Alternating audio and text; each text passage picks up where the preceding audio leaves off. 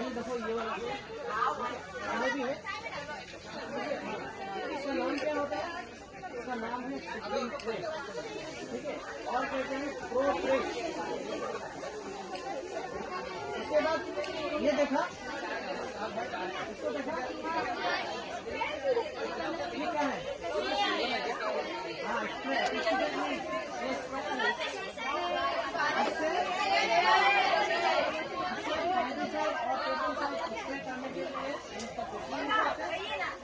जब हम लोग को जब सिडलिंग में घुमा रहेगा,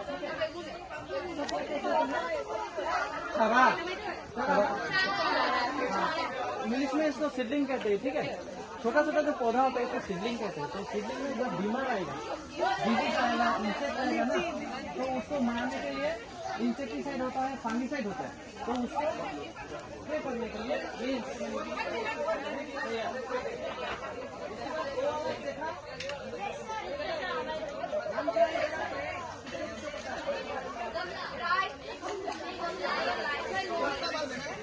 पानी